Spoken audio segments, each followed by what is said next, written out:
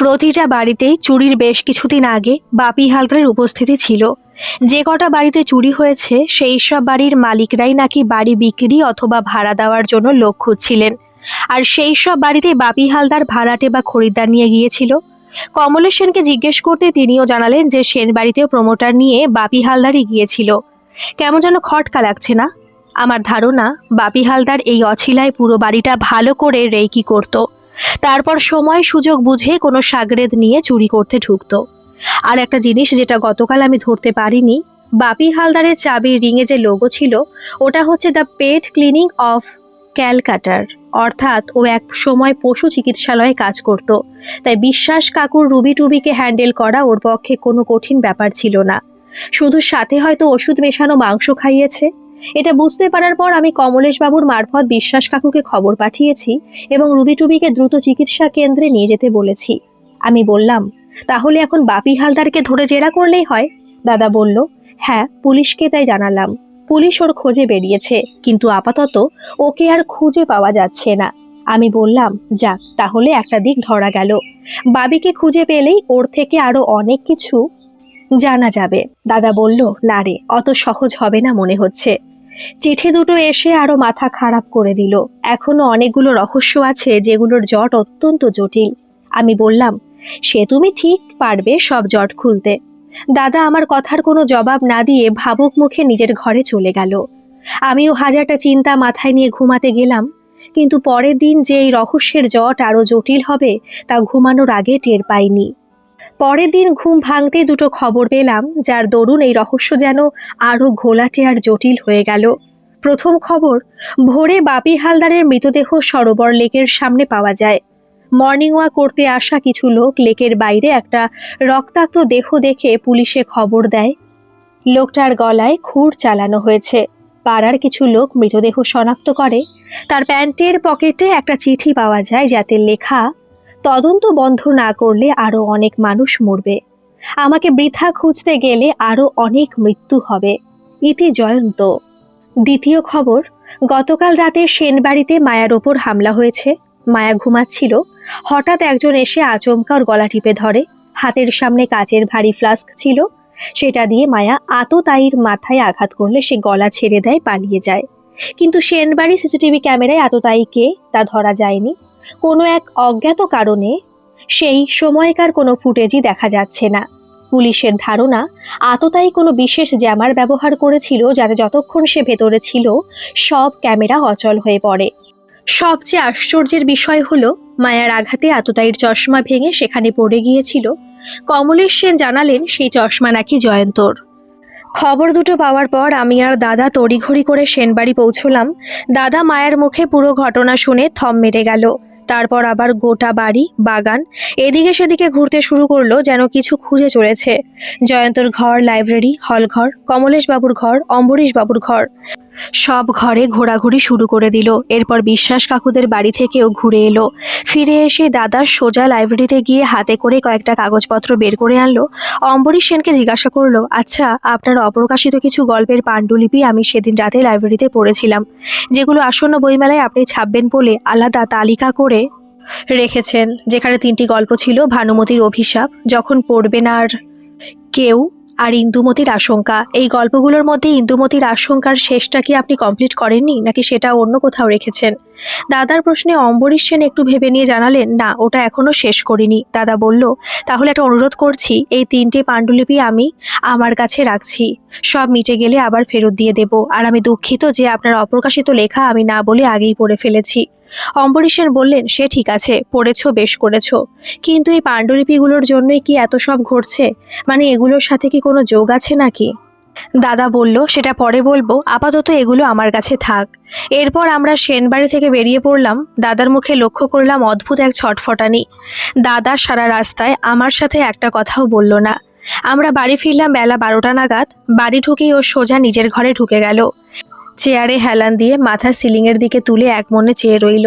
আমি বুঝলাম এখন দাদাকে বিরক্ত করা ঠিক হবে না, তাই দাদার ঘর থেকে বেরিয়ে গেলাম।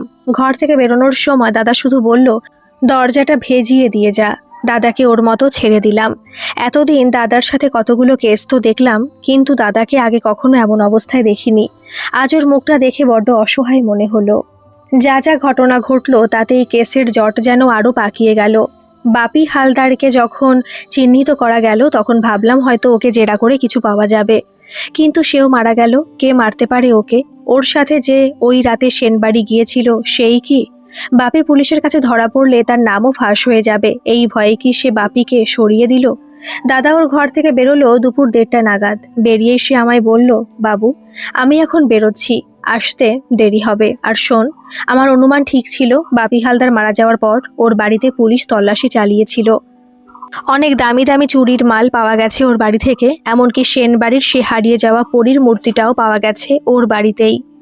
কথাগুলো বলেই দাদা দ্রুত বেরিয়ে গেল। দাদা কোথায় যাচ্ছে সে জিজ্ঞেস করার সাহস হলো না। ওর চোখে মুখে অদ্ভুত এক কাঠিন্য ওকে ভীষণ গম্ভীর আর শক্ত দেখাচ্ছিল। এরপর অনেকটা সময় কেটে গেল। এই কেসটার রহস্য এতটাই ঘন যে ভেবে ভেবে আমার মাথা গুলিয়ে যাচ্ছে। তাই আমি আমার সব ভাবনার ভার দাদার উপরেই ছেড়ে দিয়েছি। আমি জানি যতই কঠিন বা জটিল হোক না কেন, দাদা ঠিক সব রহস্য ভেদ করবেই। দাদা বেরিয়ে যাওয়ার কিছুক্ষণ পরেই শুনতে পেলাম ওর ঘরে ফোন বাজছে। গিয়ে দেখি দাদা একটা ফোন ফেলে গেছে। দাদা দুটো ফোন হাতে তুলে দেখি কমলেশ সেন ফোন করছেন। ফোনটা রিসিভ করে কানে দিতেই ওপার থেকে ব্যস্ত গলায় উনি বলে উঠলেন, পিন্টু বাবু, আমাদের কাছে একটু আগে জয়ন্ত ফোন করেছিল। আমি অবাক হলে কমলেশ বাবুকে জানালাম যে আমি বাবু বলছি। দাদা বেরোনোর সময় এই মোবাইলটা ফেলে গেছে। কমলেশ বাবু শুনে বললেন, ও আচ্ছা ঠিক আছে, দাদা ফিরলে একটু ফোন করতে বলো। আমি জিজ্ঞেস করলাম, আর কিছু বলবো কি দাদাকে? ফোনের ওপার থেকে কমলেশবাবু বললেন, জয়ন্ত ফোন করে আমার কাছে টাকা চাইলো, বলল বড্ড বিপদে পড়েছে, ওর কিছু টাকা লাগবে। ফোনে খুব কান্নাকাটি করছিল। আবার পরে ফোন করবে বলল, আর মায়াকেও ফোন করেছিল, ওকেও একই কথা বলেছে। শুনে আমি হতবাক হয়ে গেলাম। ওপার থেকে ফোন কেটে গেল। সময় যত এগোচ্ছে পরিস্থিতি যেন তত জটিল হচ্ছে। দাদার অন্য মোবাইলটাতে ফোন করে খবরটা জানালাম। দাদা শুনে গম্ভীর হয়ে বলল, বাড়ি থেকে একদম বেরোবি না, তুই সাবধানে বাড়িতেই থাক। আমি অগত্যা বাড়িতে প্রহর গুনতে থাকলাম। দাদা সচরাচর মোবাইল ফেলে যায় না, দুটো মোবাইল নিয়ে বেরোয়। বুঝলাম দাদার মাথা আজ এতটাই ঘেটে আছে যে বেখেয়ালে একটা ফোন ফেলে গেছে। দাদার অপেক্ষায় সময় যেন কাটতেই চাইছে না। হঠাৎ মনে পড়ল দাদা অম্বরীশ সেনের কয়েকটা পাণ্ডুলিপি সাথে এনেছিল, ওগুলোই পড়বো ভেবে দাদার ঘরে গেলাম, কিন্তু কোথাও খুঁজে পেলাম না। দাদা মনে হয় ওগুলো কোথাও লুকিয়ে রেখে গেছে। কে জানে কি আছে ওই পাণ্ডুলিপিগুলোতে। লেখাগুলো এখনো প্রকাশিত হয়নি, অথচ ওগুলো দাদার নিজের দায়িত্বে কেন আনলো? কি এমন ক্লু পেলো ওতে? প্রশ্ন যেন ক্রমশ বেড়েই চলেছে। জয়ন্ত হঠাৎ কমলেশ সেন আর মায়াকে ফোন করে টাকা চাইলো কেন? কিসের বিপদে পড়েছেও? তবে কি সত্যিও বাপি হালদারের থেকে টাকা ধার করেছিল? কিছুই পরিষ্কার হচ্ছে না আমার কাছে। দেখতে দেখতে সন্ধ্যা 6টা বেজে গেছে। দাদার ফেলে যাওয়া ফোনটা আবার বেজে উঠল। দেখলাম কমলেশ বাবু আবার ফোন করছেন। ফোন তুলতেই উনি জিজ্ঞেস করলেন, পিন্টু বাবু? আমি উত্তরে বললাম, না, আমি বাবু। দাদা এখনো ফেরেনি। কমলেশবাবু উত্তেজিত হয়ে বললেন, আচ্ছা, ফিরলে একবার ফোন করতে বলো। আমি জিজ্ঞেস করলাম, কেন? আবার কি জয়ন্ত ফোন করেছিল? ফোনের ওপার থেকে উনি বললেন, না, জয়ন্ত আর ফোন করেনি। তবে পরে জানতে পারলাম ও শুধু আমাকে আর মায়াকেই নয়, আমাদের বাড়ির সবাইকে ফোন করেছিল আর সবার কাছেই টাকা চেয়েছে, কিন্তু এখন আর ওই নম্বরে ফোন যাচ্ছে না। আর একটা কথা, 3টে নাগাদ আমাদের বাড়িতে এক লোক আসেন বাবার সাথে দেখা করতে। নাম বললেন মোহাম্মদ ফিরোজ। নাম শুনে বাবা ওনাকে নিজের ঘরে নিয়ে গেলেন, বললেন পুরনো বন্ধু। লোকটা বেশ অনেকক্ষণ বাবার ঘরে ছিল দরজা বন্ধ করে। 4টে নাগাদ সে চলে যায়। বাবা ওনাকে গেট পর্যন্ত ছেড়ে দিয়ে আসেন, কিন্তু লোকটা চলে যাওয়ার পর থেকে বাবা কেমন যেন থম মেরে গেছেন। ঘর বন্ধ করে বসে আছেন, সাড়া দিচ্ছেন ঠিকই, কিন্তু কিছুতেই ঘর থেকে বেরোচ্ছেন না। লোকটা চলে যাওয়ার পর দেখেছিলাম বাবার মুখ কেমন ফ্যাকাশে হয়ে গেছিল। দাদা ফিরলে একটু জলদি ফোন করতে বলো। ফোন রাখতেই আমি দাদাকে ফোন করে সব জানালাম আর জানতে চাইলাম ও কখন ফিরবে। দাদা সংক্ষেপে উত্তর দিল, থানায় আছি, কিছুক্ষণের মধ্যেই বাড়ি ফিরবো। দাদা ফিরল রাত 9টা নাগাদ। এসেই আমাকে বলল, আজ রাতে এক জায়গায় টহল দিতে যাব। আমি একটু অভিমান করে বললাম, কোথায় যাবে? আমিও যাব। তুমি আজকাল আমায় না নিয়েই এদিক সেদিক ঘুরছো। দেখলাম দাদার চোখে মুখে সেই চেনা উজ্জ্বলতা ফিরে এসেছে। ও হেসে বলল, তোকে নিয়ে যাব, তবে একটা শর্তে। আমি বললাম, কি শর্ত? দাদা আবার হেসে বলল, তুই নার্ভাস হবি না বল। মনে পড়ে মণিমোহন গাঙ্গুলির বাড়িতে যখন ফাঁদ পেতে শুয়েছিলাম, তুই ভয়ে আমার হাত নাড়িয়ে দিয়েছিলি, আর তাতে আমার নিশানা লক্ষ্যভ্রষ্ট হয়েছিল। আমি বেশ লজ্জায় পড়ে গেলাম। মানিকতলার কয়েক বছর আগের সেই কেসের কথা দাদা এখনো মনে রেখেছে। লজ্জা ঢাকতে বললাম, তা আমি কি করে জানবো তুমি জেগে আছো? ভেবেছিলাম তুমি ঘুমিয়ে পড়েছো, তাই তোমায় জাগাতে ধাক্কা দিয়েছিলাম। দাদার হাসি আরো চওড়া হলো। তারপর হাসি থামিয়ে গম্ভীর হয়ে বলল, আচ্ছা বেশ, চল। আজ রাতে যেখানে যাব সেখানে দূর থেকে শুধু ওয়াচ করাই আমাদের কাজ। বিপদের আশঙ্কা তেমন নেই। আমরা বেরোলাম বেশ রাত করে। একটা ট্যাক্সি ভাড়া করে দাদা চালককে কসবা যেতে বলল। যাওয়ার পথে দাদা জানালো, কত রাত অবধি থাকতে হবে জানি না, ভোরও হয়ে যেতে পারে। রাস্তায় যেতে যেতে আমি দাদাকে অনেকগুলো প্রশ্ন করলাম। চিঠিগুলো কে পাঠালো, জয়ন্ত নাকি অন্য কেউ ওর নাম করে পাঠাচ্ছে? বাপি হালদারকে মেরে ওর পকেটে জয়ন্তর নাম করে চিঠি কে দিল? সেই বাড়িতে সবাইকে ফোন করে টাকা কে চাইলো? জয়ন্তকে কি কেউ ফাঁসাতে চাইছে, নাকি ওই আসল অপরাধী? আর ওই মহব্বত ফিরোজ লোকটা কে? ওর আসার পর অম্বরেশ বাবু অত ভয় পেলেন কেন? তুমি যে পাণ্ডুলিপিগুলো নিয়ে এলে সেইগুলোতে কি আছে? দাদা সব শুনে শেষে শুধু একটা কথাই বলল, ধৈর্য ধর, কাল সব কটার উত্তর দেব। দাদা শুধু একটা কথা জানালো যে জয়ন্তর ঘরে আপডেটেড ব্যাংকের পাসবুক দাদা রেখেছিল, সেখানে টাকার পরিমাণ নাকি অনেক বেশি। অর্থাৎ জয়ন্তর ব্যাংকে অনেক টাকা জমা আছে। আমি অবাক হয়ে জিজ্ঞাসা করলাম, তুমি কি তবে রহস্য সমাধান করে ফেলেছো? দাদা শান্ত স্বরে বলল, হ্যাঁ, কাল সব জানবি। আমি বুঝলাম দাদা এখন আর কিছুই বলবে না। তবু জেদ ধরে বললাম, অন্তত এটা বলো জয়ন্ত এখন কোথায় আছে, তুমি কি তাও জানো? আমার পীড়াপিড়িতে দাদা বিষণ্ণ স্বরে বলল, ওই জন্যই তো মনটা ভালো নেই রে। আমি জেনে গেছি জয়ন্ত কোথায় আছে, কিন্তু সেটা নিয়ে কাউকে কিছু বলতে পারছি না, যতক্ষণ না আসল অপরাধীকে হাতে নাতে ধরছি। কসবায় এসে ট্যাক্সি থেকে নামার পর আমরা বেশ কিছুটা পথ গলি দিয়ে হেঁটে একটা ছোট গলির ভেতর একটা বাড়িতে ঢুকলাম। দাদা নিজের কাছে থাকা চাবি দিয়ে গেট খুলে ভেতরে ঢুকলো। বাড়িটা দোতলা। দাদা সোজা গিয়ে সামনে একটা জানলা খুলে দিল। জানলা ঠিক উল্টো দিকের বাড়িটা দেখিয়ে দাদা বলল, আজ আমাদের কাজ হলো ওই বাড়িতে নজর রাখা। দেখলাম উল্টো দিকের বাড়িটা বেশ পুরনো আর একতলা বাড়ি। সেই বাড়ির জানালায় পর্দা দেওয়া, তবে বোঝা যাচ্ছে যে ভেতরে নাইট ল্যাম্প জ্বলছে। আমাদের বাড়ি জানলার পর্দার আড়াল থেকে দেখলাম বাইরে রাস্তা একদম ফাঁকা, শুনশান। স্ট্রিট লাইটের আলো খুব একটা জোরালো নয়। চারিদিকে কেমন একটা অন্ধকার অন্ধকার ভাব। আমি ফিসফিস করে জিজ্ঞাসা করলাম, দাদা আমরা যেখানে বসে আছি সেটা কার বাড়ি? আর উল্টো দিকের ওই জরাজীর্ণ বাড়িটাই বা কার? দাদা নির্লিপ্ত স্বরে বলল, এটা আমার এক বন্ধুর বাড়ি। আর উল্টো দিকের ওই বাড়িটা মোহাম্মদ ফিরোজের। ফিরোজের নাম শুনে আমার মাথায় একরাশ প্রশ্ন ভিড় করে এলো। আমি আরও কিছু জিজ্ঞাসা করতে যাচ্ছিলাম, কিন্তু দাদা হাতের ইশারায় আমাকে একদম চুপ করে জানলায় নজর রাখতে বলল। অগত্যা আমি চুপ করে গেলাম, কিন্তু মনের ভেতর চিন্তার ঝড় থামলো না। মনে মনে অনেক কিছু ভাবতে শুরু করলাম। রাত তখন কটা হবে জানি না। হঠাৎ নিস্তব্ধ গলির ভেতরে একটা মোটর বাইকের শব্দে দাদা একদম টানটান হয়ে বসলো। বাইকটা গলির এদিক ওদিক পাক খেয়ে অবশেষে আমাদের উল্টো দিকের সেই পুরনো বাড়ির সামনে এসে থামলো। বাইক থেকে দীর্ঘদেহী এক লোক নামলো। তার মুখে মাস্ক আর মাথায় হেলমেট। লোকটা বেশ কয়েকবার চারপাশে সতর্ক নজর বুলিয়ে পুরনো বাড়ির দরজায় টোকা দিল। কিছুক্ষণ অপেক্ষার পর ভেতর থেকে যখন কেউ দরজা খুলল না, তখন লোকটা একটু জোর দিয়ে ধাক্কা মারতেই কপাটটা খুলে গেল। লোকটা আবার এদিক ওদিক দেখে দ্রুত পায়ে বাড়ির ভেতরে ঢুকে গেল। ঠিক এরপরই আর একটা অভাবনীয় ঘটনা ঘটল। হেলমেট পরা লোকটা ভেতরে ঢোকা মাত্রই হঠাৎ কোথা থেকে আর একজন ছায়ার মতো এসে ওই বাড়ির সামনে দাঁড়ালো এবং অত্যন্ত ক্ষিপ্রতার বাইরে থেকে দরজাটা বন্ধ করে দিল। রাস্তার আবছা আলোয় আমরা তাকে চিনতে পারলাম, উনি কমলেশ সেন। কিন্তু সেকেন্ডের মধ্যে দেখলাম কমলেশ সেনের কাছে আরও একজন এসে দাঁড়ালেন। এনাকেও আমরা চিনি, ইনি গড়িয়াহাটের থানার ওসি অমিত চ্যাটার্জি। আমরা বাড়ি থেকে বেরিয়ে ওনাদের সামনে আসতে ওনারা বলে উঠলেন, আপনার কথা মতো দরজা বন্ধ করে দিয়েছি, এখন ভেতরে ওরা কেউ আর পালাতে পারবে না। দাদা মৃদু হেসে উত্তর দিল, ভেতরে মোহাম্মদ ফিরোজকে পাবেন না, সে হাওয়া। দাদার কথাই ঠিক হলো। পুলিশ ভেতরে গিয়ে শুধু সেই বাইক চালককেই পেল। আমি লোকটাকে চিনি না। পুলিশে ধমকে সে তার নাম জানালো পাপ্পু দাস। পাপ্পু দাসের গায়ের রং কালো, চেহারা বিশাল, বড় বড় চোখ, কপালে একটা ছোট্ট ব্যান্ডেজ। সে ধরা পড়ে ভীষণ অবাক হয়ে গেছে। অত বড় দামড়া লোকটা পুলিশের সামনে পড়তে কান্নাকাটি জুড়ে দিল। বলতে লাগলো, আমি কিছু জানি না, আমি কিচ্ছু জানি না। দাদার নির্দেশে পুলিশ লোকটাকে নিয়ে থানায় গেল। আমরাও সাথে গেলাম। লোকটা কেমন যেন নিস্তেজ হয়ে পড়েছে। পথে আমরা দাদাকে অনেক প্রশ্ন করলাম, কিন্তু দাদা শুধু এটুকুই জানালো যে সেন বাড়িতে ফিরে সে সব প্রশ্নের উত্তর দেবে। আপাতত এই লোকটাকে থানার হেফাজতে রাখা জরুরি। থানা থেকে যখন আমরা সেন বাড়িতে ফিরলাম তখন ভোর হয়ে গেছে। গড়িয়াহাট থানার ওসি অমিত চ্যাটার্জিও আমাদের সাথে সেন বাড়িতে এলেন। সেন বাড়ির হলঘরে একটা থমথমে পরিবেশ। আমি, দাদা, দুই সেনবাবু এবং থানার ওসি অমিতবাবু দুটি সোফায় ভাগাভাগি করে বসেছি। মায়া বসেছে পাশের চেয়ারে। বাড়ির কর্মচারীরা এদিকে সেদিকে দাঁড়িয়ে। দাদার মুখ কঠিন। সোফা ছেড়ে দাদা উঠে দাঁড়ালেন।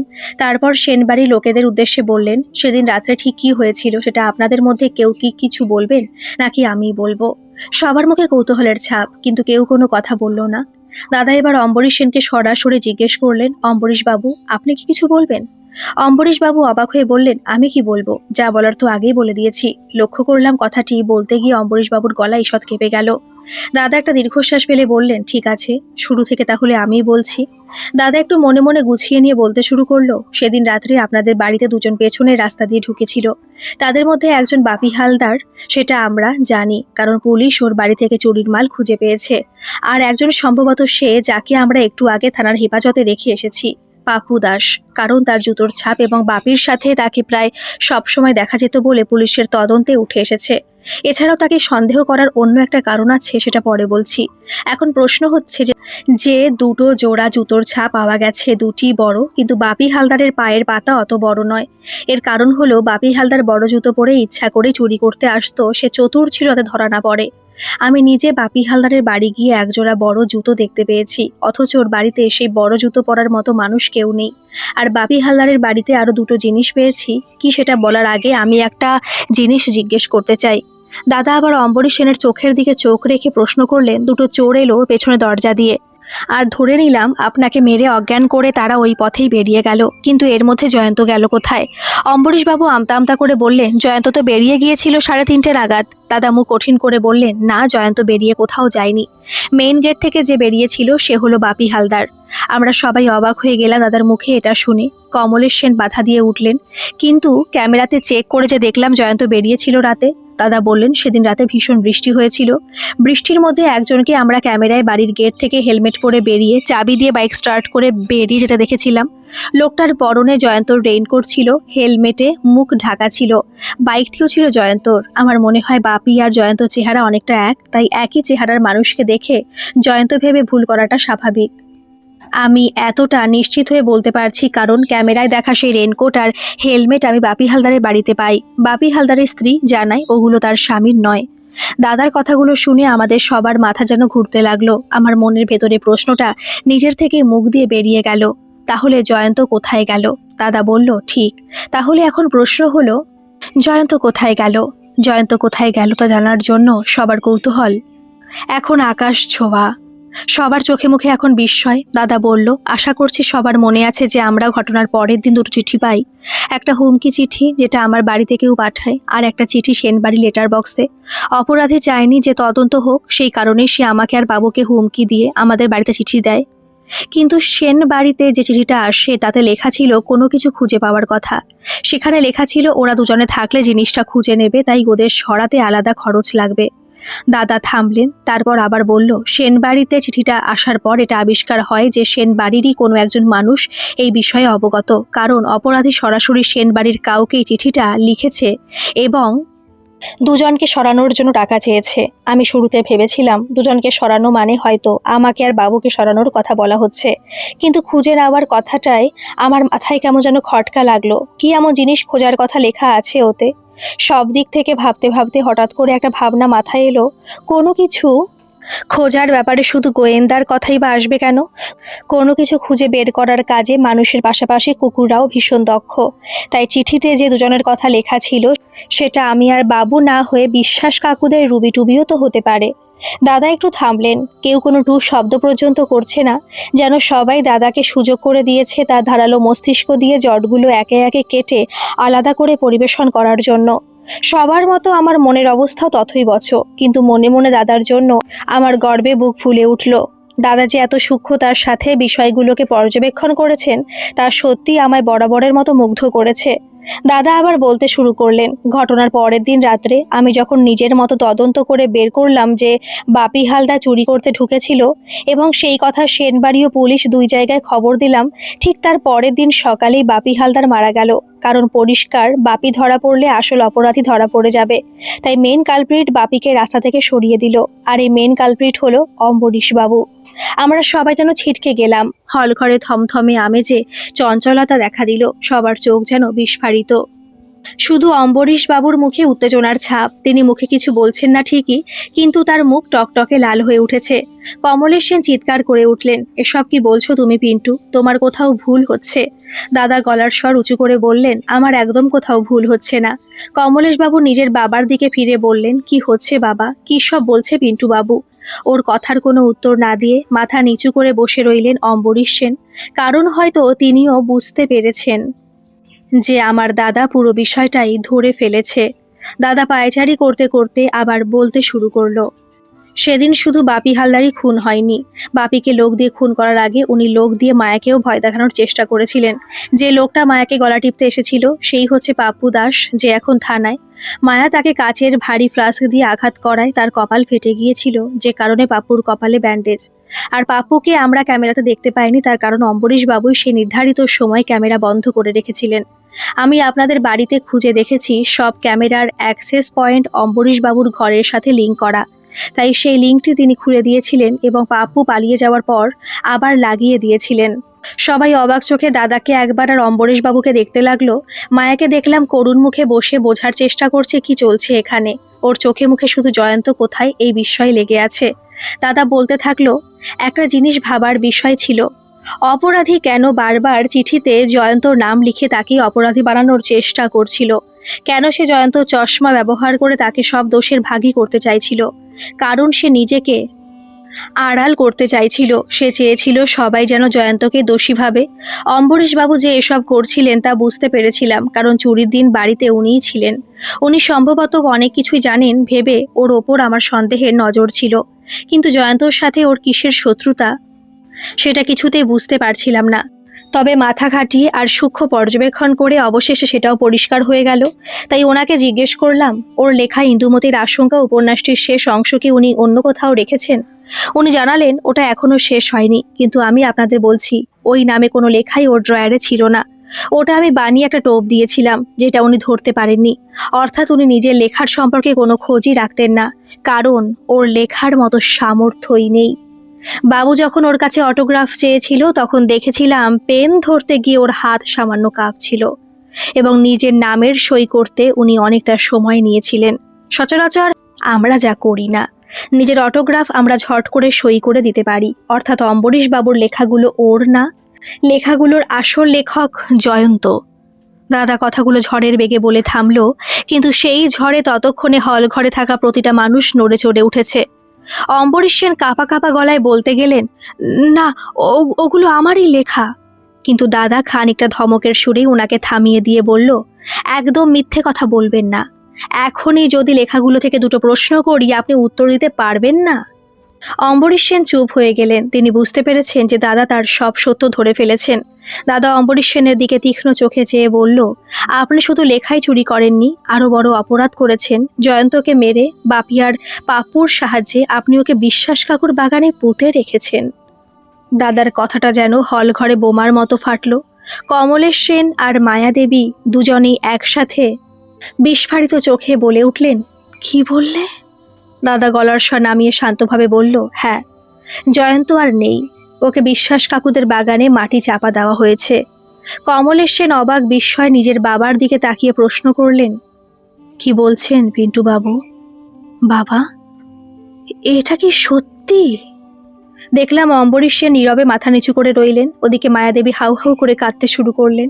এতক্ষণ পর পুলিশ অমিতবাবু বলে উঠলেন, পিন্টু, তুমি যে অভিযোগ করছো সেটার প্রমাণ আছে তোমার কাছে? দাদা বলল, প্রমাণ ছাড়া আমি কোনো কথা বলি না। পুলিশ এবার অম্বরীশ সেনকে বললেন, আপনি চুপ করে আছেন কেন? তার মানে পিন্টু যা বলছে সব সত্যি? অম্বরীশ বাবু এবার মুখ তুললেন। দেখলাম ওনার চোখে জল, উনি নীরবে কাঁদছেন। পুলিশ আবার দাদাকে বলল, তুমি বলো পিন্টু। দাদা বলল, আমি আপনাদের ওনার কিছু কথোপকথনের ভিডিও রেকর্ডিং দেখাতে পারি। আমরা সবাই হতবাক হয়ে দাদার দিকে চেয়ে রইলাম। দাদা বলতে লাগলো, যখন আমি বুঝতে পারলাম সেন বাড়িতে দেওয়া চিঠিতে বিশ্বাস কাকুর রুবি টুবিদের বোঝানো হয়েছে, তখনই আমি ওদের বাগানে গিয়ে আবার খুঁজি। এক জায়গায় সদ্য মাটি খুঁড়ে ভরাট করা দেখে আমার সন্দেহ হয় ওখানে জয়ন্তকে পুঁতে রাখা হয়েছে। ওই জন্যই ওরা ভীত ছিল যে কুকুরগুলো মাটি খুঁড়ে যাতে মৃতদেহ বের না করে ফেলে। কিন্তু অপরাধীকে ধরার জন্য আমি একটা ফাঁদ পাতলাম। একটা অচেনা নম্বর দিয়ে আমি বাড়ির সবাইকে জয়ন্ত সেজে ফোন করলাম। ইচ্ছে করে গলার স্বর বদলে কাঁদো কাঁদো গলায় টাকা চাইলাম সবার রিয়াকশন জানার জন্য।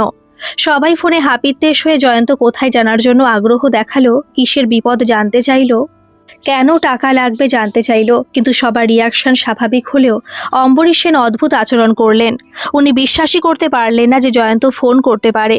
ওনার সন্দেহ ভাঙার জন্য আমি তখন জানালাম যে আমি মোহাম্মদ ফিরোজ বলছি এবং আমি সব জানি। উনি ভয়ে আমার সঙ্গে দেখা করতে চাইলেন। এরপর আমি ফিরোজ সেজে ওনার বাড়িতে এলাম এবং আমার জামার বোতামে থাকা হিডেন ক্যামেরায় ওনার সব কথা অডিও ভিডিও রেকর্ড করলাম। আমি ওনাকে ভয় দেখিয়ে বললাম যে আমি জানি আপনি একজন ভণ্ড লেখক। জয়ন্ত লেখা নিজের নামে চালান। উনি আমাকে চুপ থাকার জন্য অনেক টাকার প্রলোভন দিলেন এবং ঠিকানা চাইলেন। বললেন এখন টাকা নেই, ঠিকানা দিয়ে যাও, টাকা পৌঁছে দেবে। আমি একটা ভুল ঠিকানা দিয়ে এলাম, কারণ আমি জানতাম উনি ফিরোজকে মারতে লোক পাঠাবেন। আর ঠিক সেটাই হলো। কাল মাঝরাতে পাপ্পু দাসকে পাঠানো হয়েছিল ফিরোজকে শেষ করতে। যেমন মায়াকে ভয় দেখাতে আর বাপি হালদারকে সরাতে এই পাপ্পুকে ব্যবহার করা হয়েছিল। এতক্ষণ পর অম্বরীশবাবু কাঁদতে কাঁদতে বলে উঠলেন, আমি জয়ন্তকে মারিনি, আমি ওকে মারতে চাইনি। ওটা স্রেফ একটা দুর্ঘটনা ছিল। সেদিন রাতে আমার ঘুম আসছিল না বলে আমি সত্যি লাইব্রেরিতে গিয়েছিলাম। জয়ন্ত তখন নিজের ঘরেই ছিল। আমি লাইব্রেরিতে ঢুকেছি শুনে জয়ন্ত এলো এবং জানালো যে সে বাড়ি ছেড়ে চলে যাবে। সে এও জানালো যে মায়াকে সে ভালোবাসে এবং সকাল হলেই তার কাছে চলে গিয়ে নিজের সংসার বাঁধবে। জয়ন্ত চলে যাবে শুনে আমি ভয় পেয়ে গেলাম। ও চলে গেলে আমার নামে আর কোনো লেখা বেরোবে না। আমার বাবা বিখ্যাত লেখক ছিলেন, তাই ছোট থেকে লেখক হওয়ার স্বপ্ন দেখতাম, কিন্তু আমার নিজের কোনো লেখার হাত ছিল না।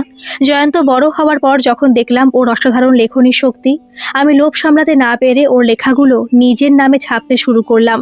বিনিময়ে ওকে কিছু টাকাও দিতাম। জয়ন্ত আমার আশ্রয়ে বড় হয়েছে, তাই দয়ার খাতিরেও নীরবে সবটা মেনে নিয়েছিল। এর ফলেই আমার খ্যাতি আকাশ ছোঁয়া হয়ে যায়। সেদিন রাতে ও যখন চলে যাওয়ার কথা বলল, আমি ভাবলাম আমার কি হবে, কে আমায় লিখে দেবে। আমি ওকে বাধা দিলাম। ও আমায় জড়িয়ে ধরে মানানোর চেষ্টা করছিল, কিন্তু অভিমানে আমি ওকে জোরে একটা ধাক্কা দিয়ে ফেলি। ওর মাথাটা গিয়ে লাগলো টেবিলের কোণায়। ধাক্কা খেয়ে পড়ে যাওয়ার পর দেখলাম ও আর উঠছে না। কাছে গিয়ে বুঝলাম ও আর নেই। আমি ভীষণ ভয় পেয়ে গেলাম। ঠিক তখনই দেখি লাইব্রেরি ঘরের পেছনে দরজা দিয়ে দুজন ঢুকলো, বাপি আর পাপ্পু। ওরা আসলে চুরি করতে ঢুকেছিল, কিন্তু আমার হাতে একটা মৃত্যু দেখে ওরা সুযোগ পেয়ে গেল। ওরা আমায় ভয় দেখালো যে সব পুলিশকে বলে দেবে, আমাকে বাকি জীবন জেলে কাটাতে হবে। আমি ভীষণ ভয় পেয়ে গেলাম। আমি উপায় না দেখে ওদের প্রস্তাবে রাজি হলাম। ওরা জয়ন্তকে পাশের বাড়ির বাগানে মাটি চাপা দিয়ে দিল। তার বিনিময়ে অনেক টাকার দাবি করলো। স্বভাব দোষে কখন বাপিসি পরীর মূর্তি চুরি করলো জানি না। তারপর আমি ভাবলাম, হঠাৎ করে জয়ন্ত উধাও হয়ে গেলে সবাই কি ভাববে। তাই আমার পরামর্শে বাপি জয়ন্তর হেলমেট আর রেইনকোট পরে জয়ন্তর বাইক নিয়ে বেরিয়ে যায় এবং জয়ন্তর মোবাইল থেকে মেসেজ করে, যাতে সবাই ভাবে জয়ন্তর নিজে চলে গেছে। আর এটাও বলি তারা যেন আমাকেও আঘাত করে যায়, যাতে আমায় কেউ সন্দেহ না করে কোনো কিছু নিয়ে। কিন্তু পিন্টু একটার পর একটা সব ধরে ফেললো। একটু থেমে অম্বরীশ সেন বলতে লাগলেন, সেদিন সন্ধ্যায় বাপি হালদার আমাদের বাড়ি আসে পরিস্থিতি বুঝতে। সে দাবি করে যে জয়ন্ত ওর থেকে টাকা ধার নিয়েছে, যাতে সবাই ভাবে জয়ন্ত ঋণের দায়ে পালিয়েছে।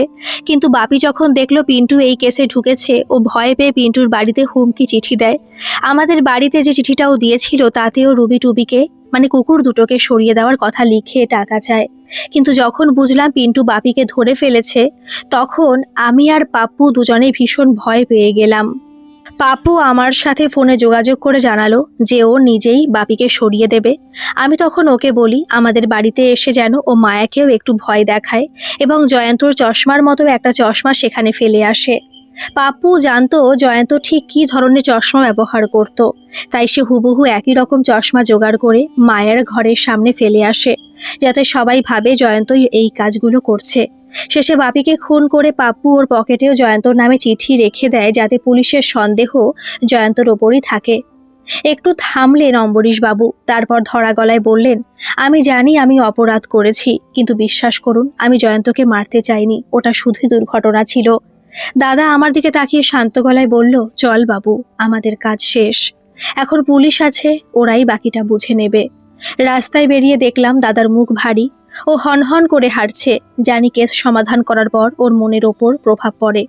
দাদার মন হালকা করতে দাদাকে বললাম, এই যে মোহাম্মদ ফিরোজ, আপনার ইন্দুমতির আশঙ্কা গল্পটি আমায় পড়তে দেবেন প্লিজ।